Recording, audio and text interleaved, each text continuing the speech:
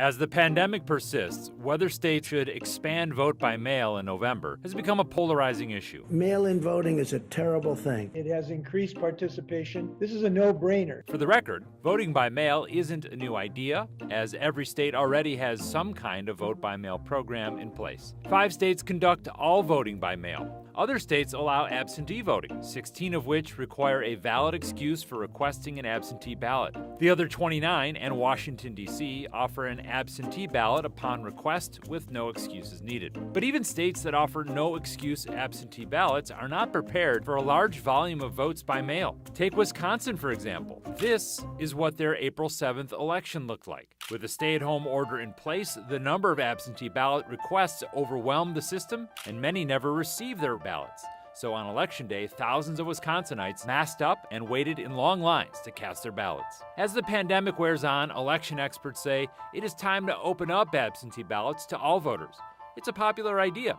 A recent poll found 3 in 4 Americans are in favor. But vote by mail has its skeptics. They want to take away the safeguards that ensure the integrity of the election process. The concern is not completely unfounded. A ballot in the mail, in theory, could be tampered with. However, election fraud in all forms is extremely rare. In fact, none of the 5 states which hold all mail-in elections have had any major voter fraud scandals since instituting the program, thanks in part to measures like signature matching and post-election audits. Some Republicans also worry an all mail-in election will benefit Democrats. This will be extremely devastating to Republicans and conservatives. The reasoning is simple. Expanding access will result in more people voting, and a high turnout tends to favor Democrats. But it's more complicated than that. Researchers at Stanford looked into 3 states with vote-by-mail programs and concluded that the expansion of vote-by-mail did not give the Democrats an edge, nor did it appear to meaningfully affect election outcomes. However, it does boost voter turnout among both Democrats and Republican voters.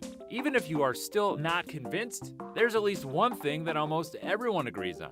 With the timeline of COVID-19 remaining uncertain, the number of people requesting absentee ballots will likely increase dramatically. To avoid repeating the nightmare of Wisconsin's primary, states better start preparing now.